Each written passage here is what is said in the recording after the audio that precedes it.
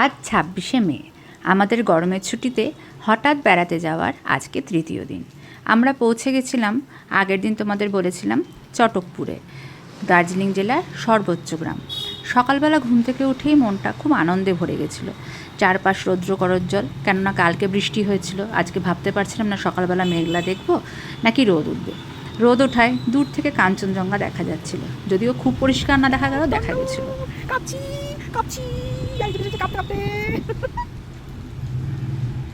আমরা সকালবেলা সেই কাঞ্চনজঙ্ঘার দৃশ্য আনন্দ করে মন ভরে দেখলাম, এবং চারপাশের এত সুন্দর হাওয়া, এত সুন্দর পরিবেশ দেখে ভাষাহীন হয়ে গেছিলাম বলতে পারো তোমরা। চলে এলো সকালের চা, যদিও একটু দেরি করে এসেছে।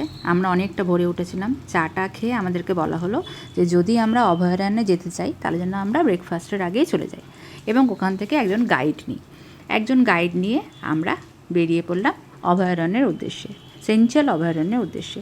শোনা যায় এখানে চিতাবাঘ দেখা যায়, যদিও আমাদের কপালে জোটেনি, যদিও তাতে কোনো দুঃখ নেই, কিন্তু প্রচুর চিতাবাঘ থাকে।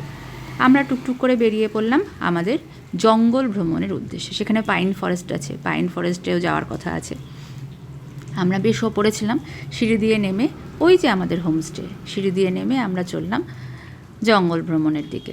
আমাদের সঙ্গে যে গাইড ছিল সে সবার আগেই ছিল। ওই যে আমার হাজব্যান্ডের সঙ্গে আমার গাইড চললো, পাশে পাইন ফরেস্ট। আমরা বোল্ডারের রাস্তা দিয়ে যাচ্ছিলাম, খুব ভালো লাগছিলো। এবং সকাল সকাল প্রচণ্ড ঠান্ডা হাওয়া, প্রায় ১৫-১৬ ডিগ্রি টেম্পারেচার ছিল ওখানে এই গরমে। প্রথমেই আমরা গেছিলাম পাইন ফরেস্টে, একদম ঘন পাইন ফরেস্টে ঢুকে আমরা মনের সুখে ছবি তুলেছি। অনেক ছবি টবি তুলে পাইন ফরেস্ট ঘোরা শেষ হয়ে আমরা আবার এগিয়ে চললাম আমাদের জঙ্গলের উদ্দেশ্যে। এবং সেই জঙ্গলের রাস্তাটার জন্য আমাদেরকে লাঠি নিতে হয়েছিল হাতে, কেননা ওরা বলেছিল এখানে পড়ে যাওয়ার বা পাশাপাশি কোনো জন্তু আসলে অসুবিধা আছে। বোল্ডার রাস্তা দিয়ে যাচ্ছি।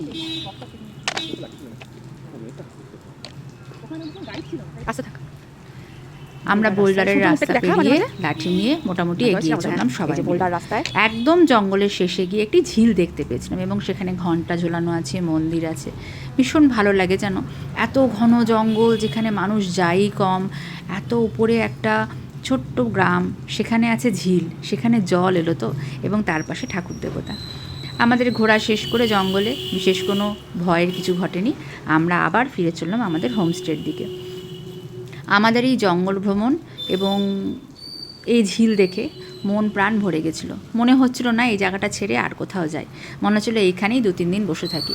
এখানে জনপ্রাণীও খুব কম ছিল। এভাবে আমাদের ৩ নম্বর দিনের সকালবেলাটা খুব সুন্দর কেটেছে। আজকের মতো এটুকুই, টাটা।